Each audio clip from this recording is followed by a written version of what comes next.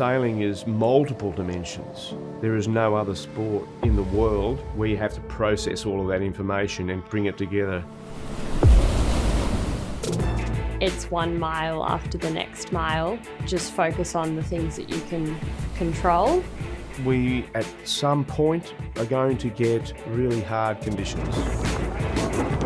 You need to prepare yourself. Those boats are the state of the art, the 3 fastest 100-footers in the world. We're just happy to be in the mix. They say time stops for no man. Well, the Rolex Sydney Hobart start time at 1 o'clock on Boxing Day stops for no man.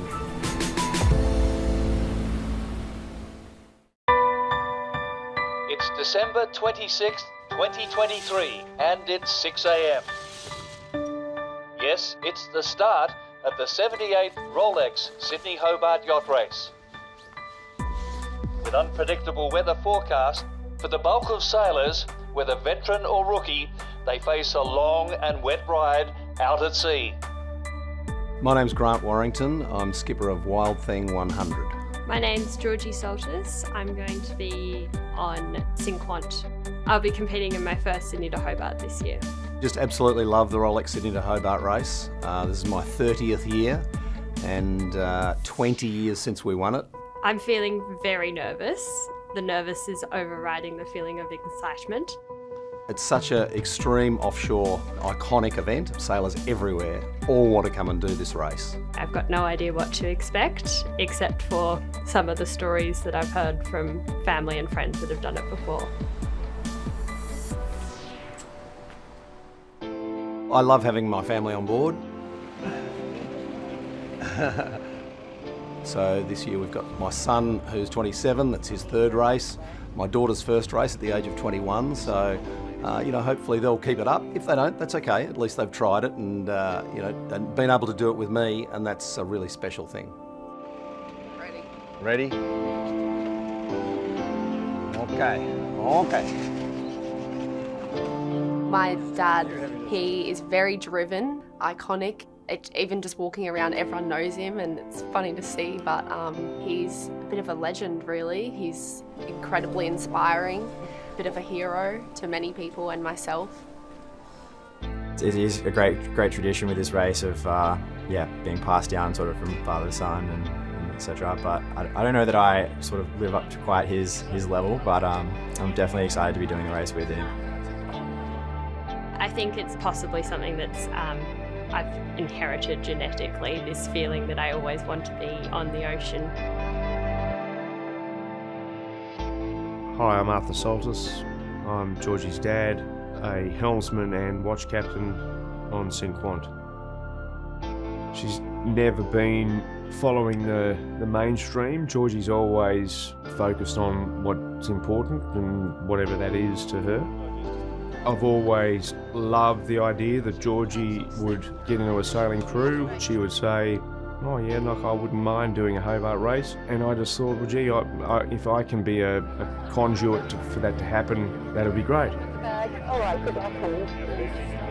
It just clears my mind of anything else I might be thinking about. You can't focus on anything else when you're focusing on how to sort of sail a boat from A to B. And so in that way, I find it very meditative.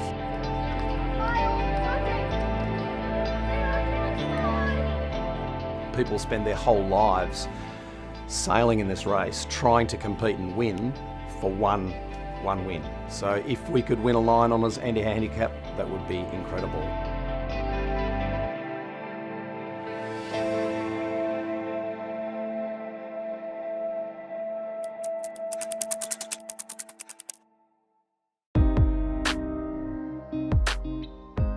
Scandia Wild Thing takes line honours in the 2003 Sydney Hobart.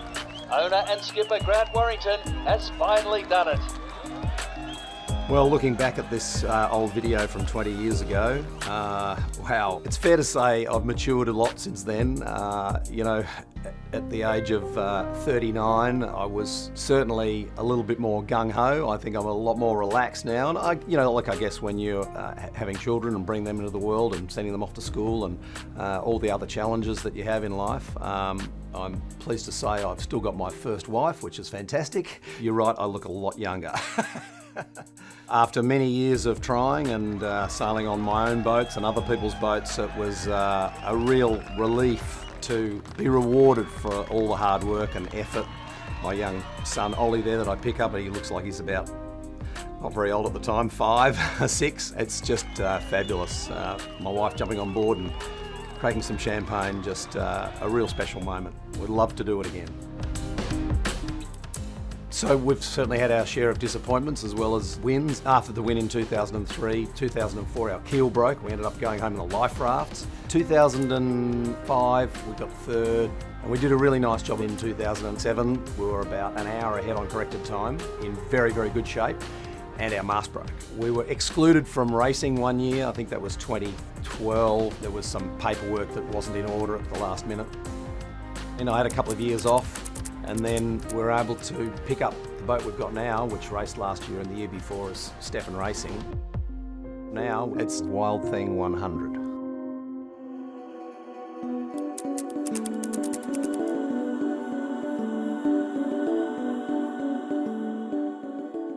I just could see design-wise that the boat could be optimised a lot better by making it longer.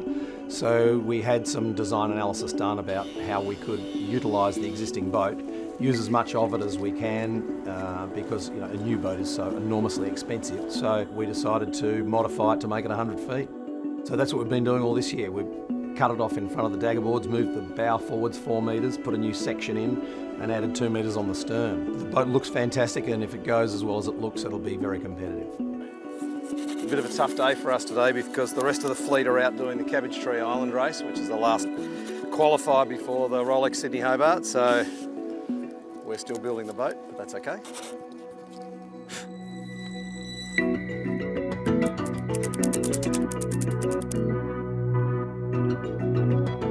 We would love to win line honours again, but we have also positioned this boat a little bit lower in the handicap range, so we're nearly 200 points lower than Comanche, for example. So we just feel that if we had a boat the right length, then we'd be in the hunt, and if it becomes a big boat race, well, you never know, we might be able to get the double, we might be able to win on handicap, which would be amazing.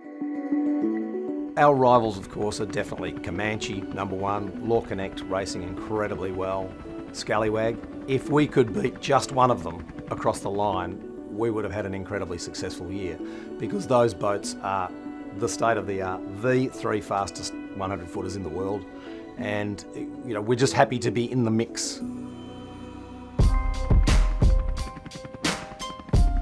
103 yachts greet the starter in the 2023 Rolex Sydney Hobart, and outside the light breeze will move to the northeast for the 628 miles south. We're very close to the start, and we are underway in the great race, and it's Law Connect closest, getting the early jump on Andrew Comanche, while SHK Scallywag has really nailed her start at the far end of the line. You ready to tack, guys? Normal on wind, normal on wind. You tell me. Tell me when you can tack. Tell me when you can tack. Scallywag and Andrew go round the turning mark behind Law Connect, who's first out the heads. Sammy Stu. Scallywag has to tack. Andrew has all the rights. Protest! Did Andrew have to luff up there to avoid a collision? They've called protest.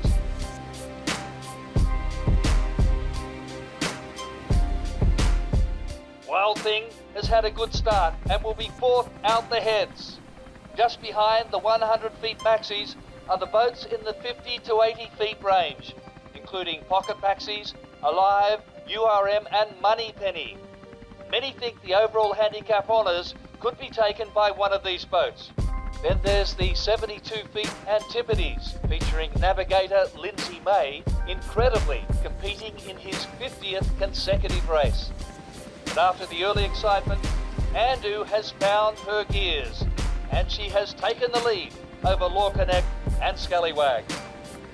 Back in the pack, there's Sydney 38 Sancott, featuring the well-known Saltus family, who won overall honours on AFR Midnight Rambler in the ill-fated 1998 Sydney Hobart. I think since I was a teenager, I've been saying that I want to do this race. My dad did his first Sydney to Hobart when he was 18, and he has said I'm much more prepared than he was. My uncle and my father and my godfather were on board Midnight Rambler for the 1998 Sydney to Hobart race, and they ended up winning overall. They were in the hands of Mother Nature, as a lot of the other boats were who didn't have quite as lucky a story as they did. So I think it meant a lot to them to survive, finish, and then to go on and win was completely unimaginable. But it was also a very somber moment knowing that other people had lost their lives. This is the 25th anniversary since the 98 race, and so Georgie, if I'm giving you any advice into this race, is that at some point in 620 nautical miles heading south across the roaring 40s, we're going to get bad weather somewhere, and you need to prepare yourself for bad conditions. All of the issues that revolve around what's going on the land, whatever they may be, just floats away. It literally floats away, and you're there amongst the ocean and the wildlife that's in the ocean, and embrace the beauty of it.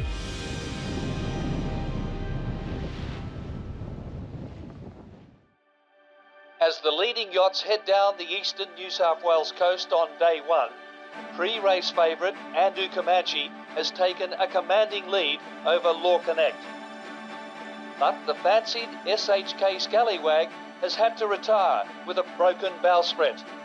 The fourth 100-footer in the fleet, Grant Warrington's Wild Thing 100, is struggling to stay in touch with her two main maxi rivals.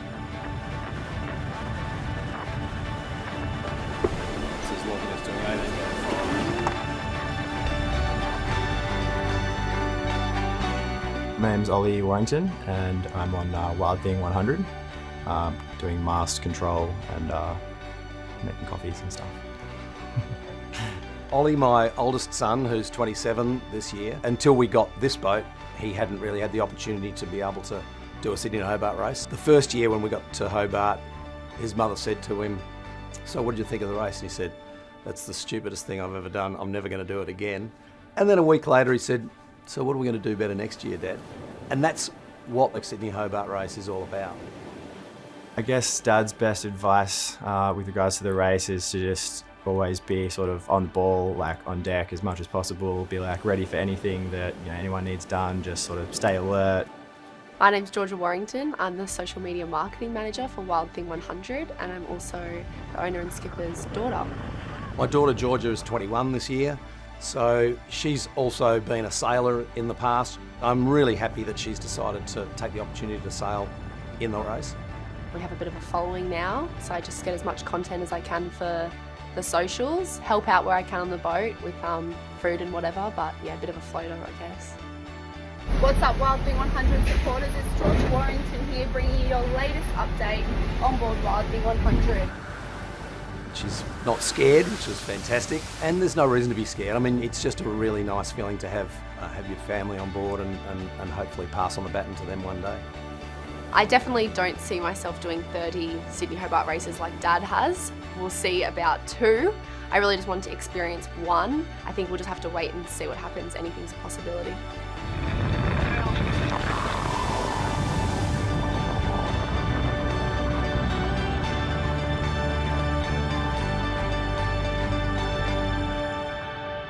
With a southeasterly change and savage winds expected further down the racetrack, for many of these boats, this is the calm before the storm. I'm nervous about sort of the array of conditions we could get. Nervous to see how the boat responds in different conditions that I haven't experienced yet, but I'm also excited to see the crew decision-making processes and when we choose to change sails and how we do our manoeuvres in those different conditions, because it's a great opportunity to learn as much as I can. I am a little bit worried about Bass Strait. I think it could be quite hairy, but I've got seasickness tablets for that. About 1 p.m. We've been out here for about 48 hours. We're in the middle of Bass Strait, about 65 nautical miles to our next waypoint. And things are going relatively well. We haven't had any major damage overall. Things aren't going too badly.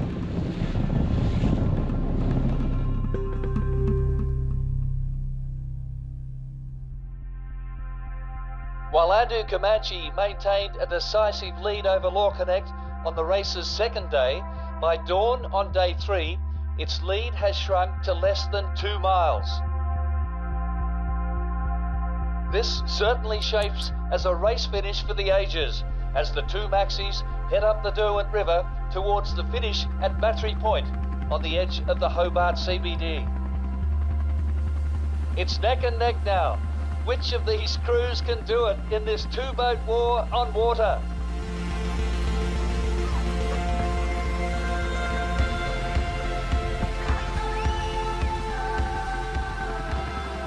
Incredible! That's the 5th time the lead has changed. It looks like Law Connect has gained the upper hand over Andu Comanche with a last jibe just 50 metres from the finish. They stole Comanche's breeze. Against the odds, Law Connect has done it. After finishing runner-up for the last 3 years, owner and skipper Christian Beck can finally claim line honours. They finish in a time of 1 day, 19 hours, 3 minutes and 58 seconds, just 51 seconds ahead of Andu Comanche. It's the second closest finish in the race's history. To win the Rolex Sydney Hobart Yacht Race is a dream come true, especially against Comanche because it's such a good boat, and for us to beat them, I thought that the odds were very low, and to actually beat them, and the circumstance where the lead changed so much, it was an incredibly exciting experience all round.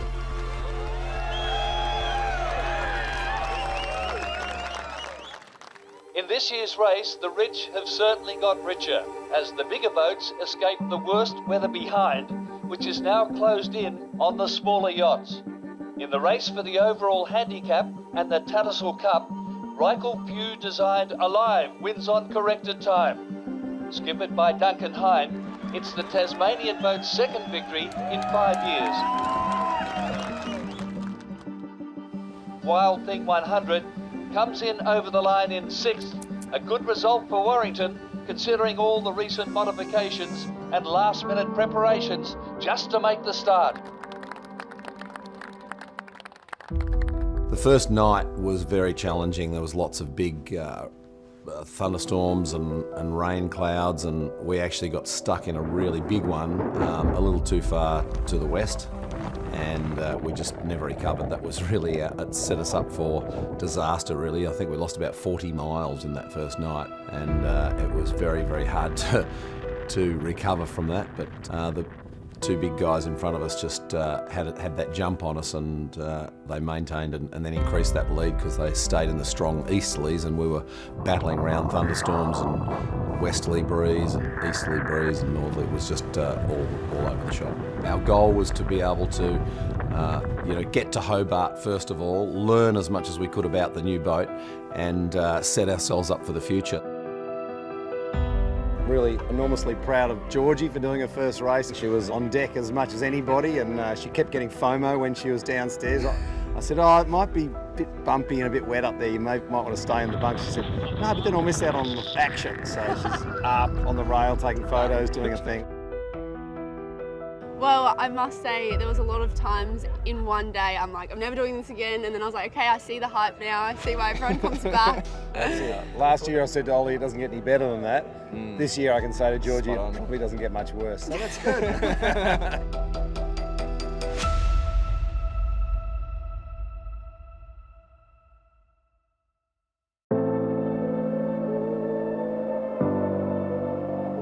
The smaller boats have taken a battering this year in extreme weather across Bass Strait and down the Tasmanian coast.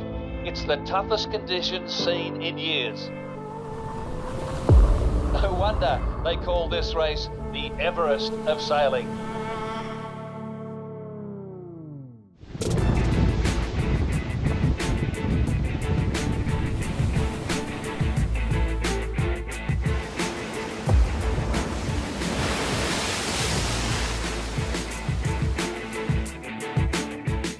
Yachts have had to retire, but 85 make it into Hobart.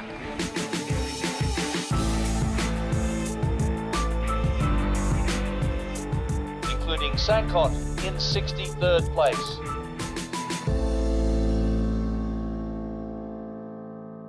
It was harder than I expected, to not sugarcoat it. I think there were definitely parts that were particularly bad, particularly the second half of the Bass Strait crossing and then the last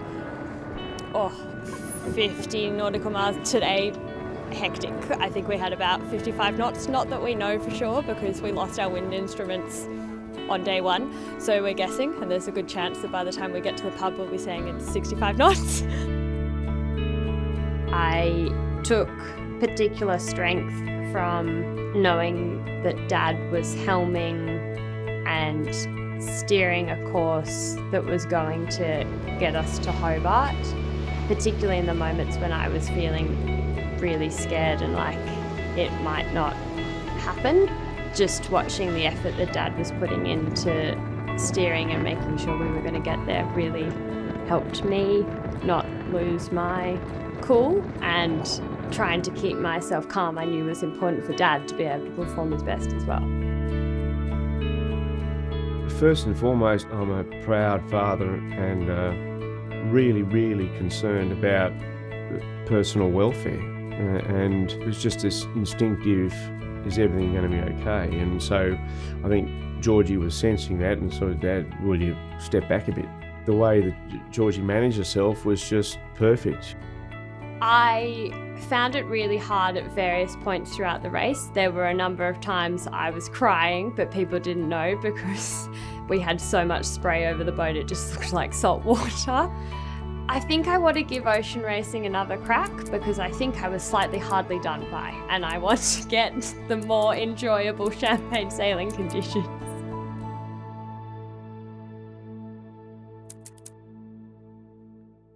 Next time on The Spirit of Yachting, we're in Asia for the Rolex China Sea Race.